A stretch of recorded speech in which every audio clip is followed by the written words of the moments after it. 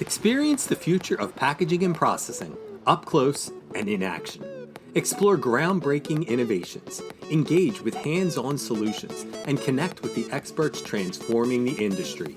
See how these advancements can revolutionize your products, production lines, and business. It all starts here. Don't miss out. Register today at packexpolasvegas.com/unpackedpod.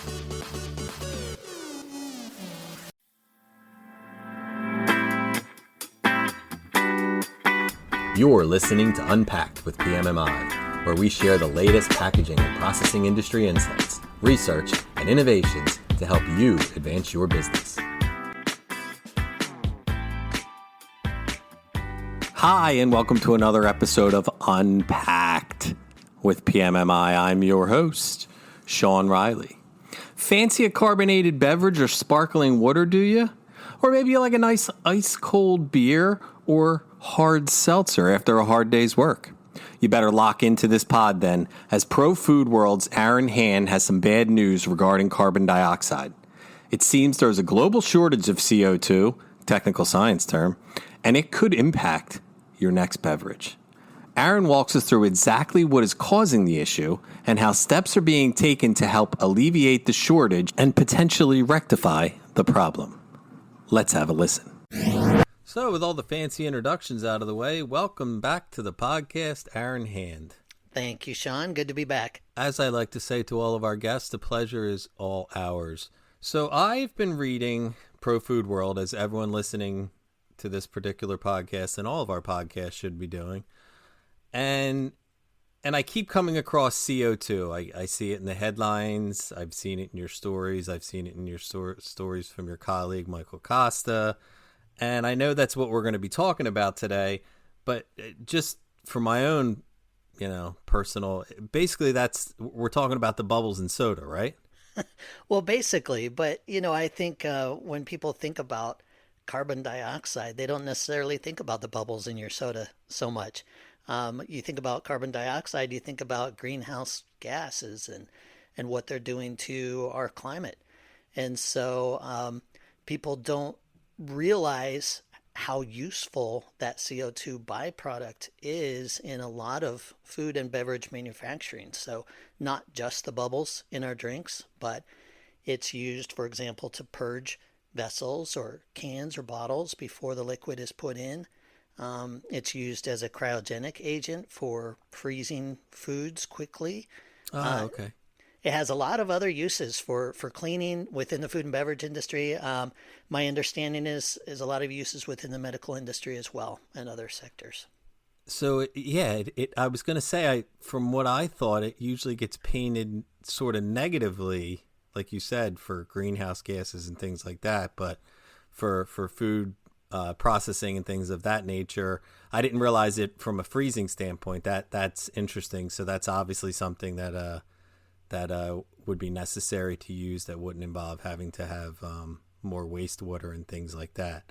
So I guess the reason we're talking is, from what I understand from talking to you and from reading your stories, is somehow despite there being what it seems to be an abundance of it in the atmosphere, there's a CO2 shortage. So why? What exactly is going on?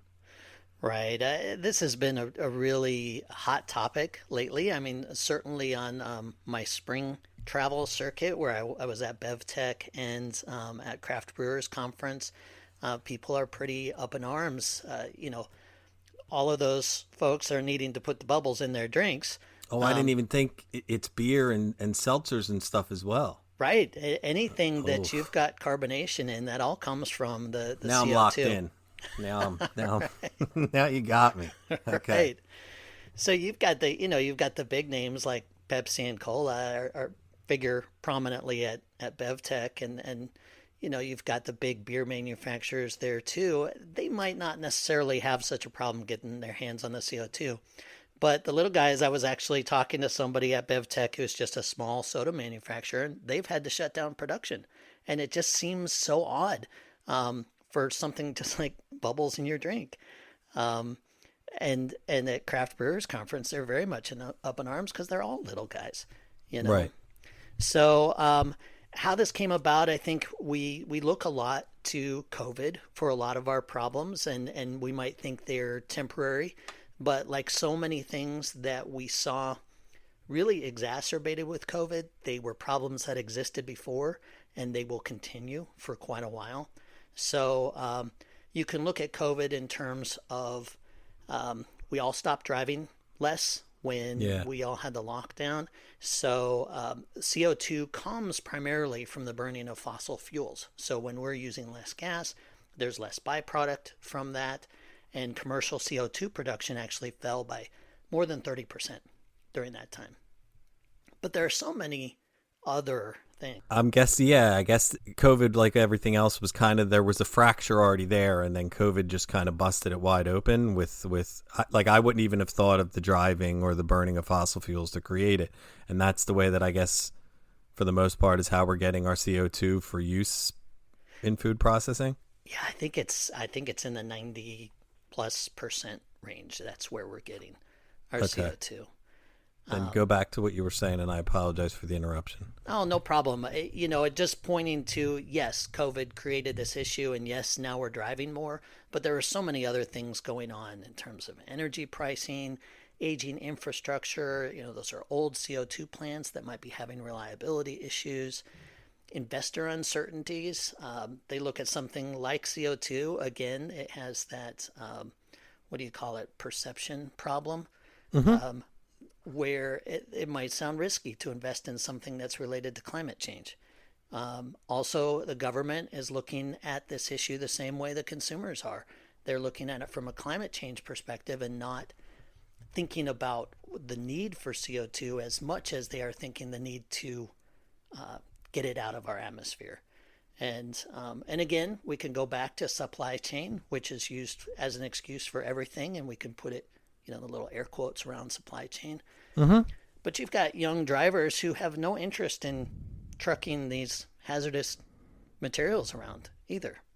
So, there's just so many things that add up to create this shortage.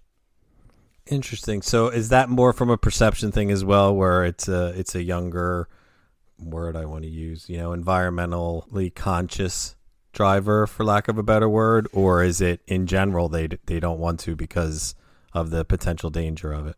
I think it has more to do with the danger of it. This Okay. isn't like trucking Amazon boxes around. Right. There is a real hazard with driving these kinds of materials.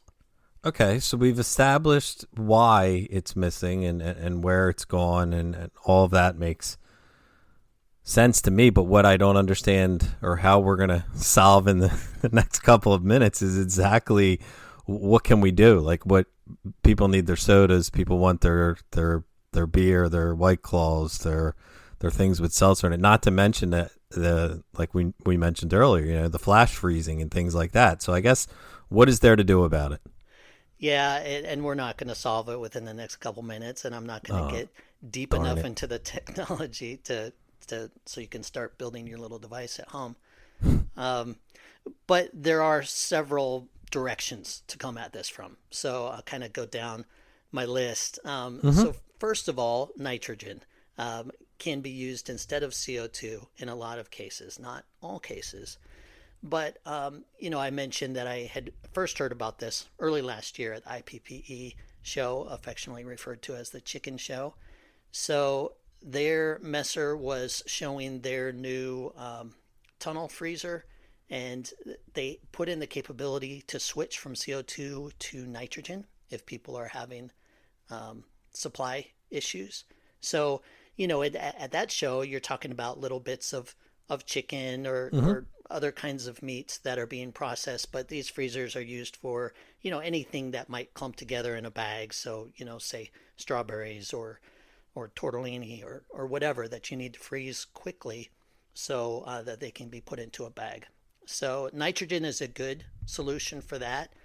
Atlas Copco was at Craft Brewers Conference last year, and again talking a bit about this at Pack Expo this past year too, about their on-site nitrogen generator, which has been pretty popular with the craft brew industry, because they can use nitrogen. They're not necessarily going to put it in their beer instead of CO2, but they can use the nitrogen for purging their big vessels that they're brewing the beer in, or for purging the bottles or cans before. I feel like I've seen that from like a dosing standpoint of like individual bottles and stuff like that with nitrogen, correct? Right. Okay. So CO2 is commonly used in that, but it's I believe it's pretty easy to be using nitrogen instead. So Interesting. and Now, how about in the drinks themselves? right. So actually, I find this so interesting because it changes the whole dynamic. I mean, you've probably heard of Nitro Pepsi.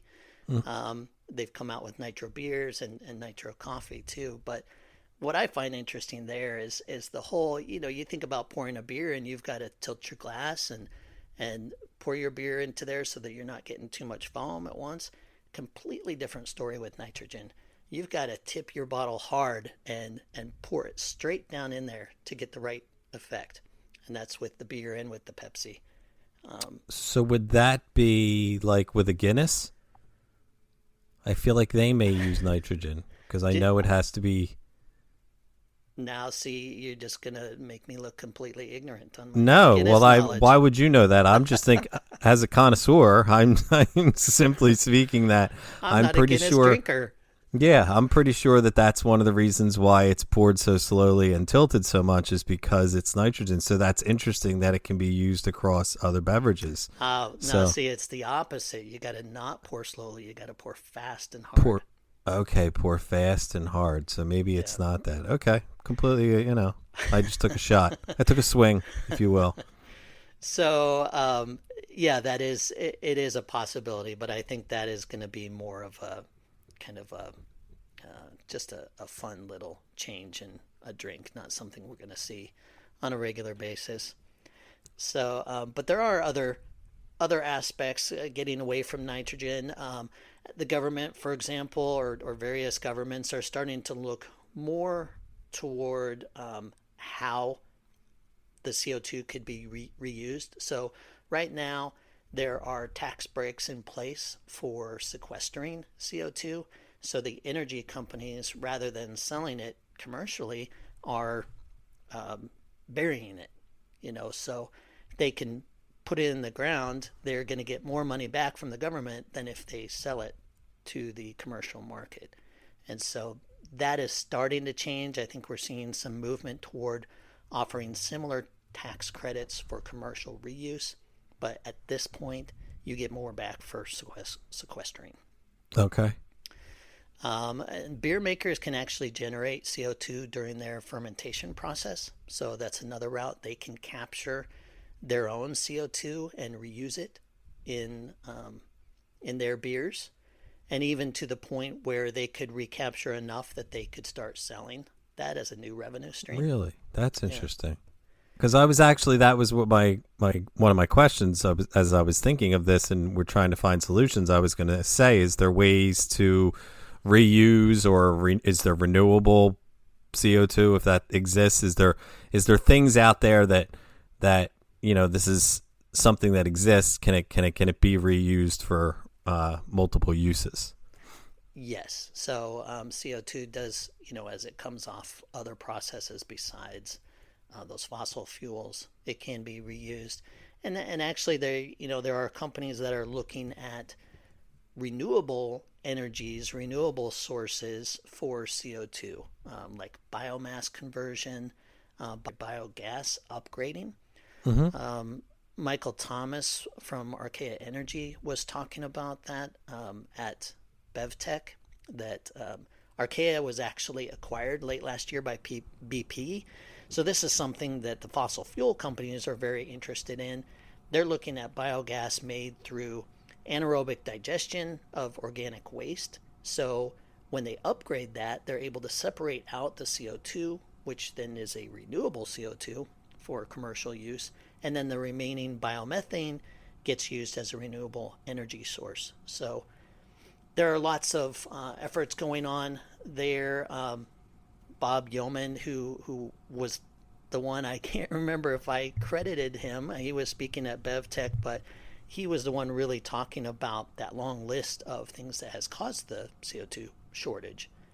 His company is Spectrum Carbonics, and they are also providing renewable CO2. So there are several companies out there trying to figure out how to not only solve the climate issue, but thereby also solve the CO2 issue. Okay, so there's people coming at it from all angles to make sure, again, the environmental aspect of it, as well as, we need our drinks and our flash freezing and things like that.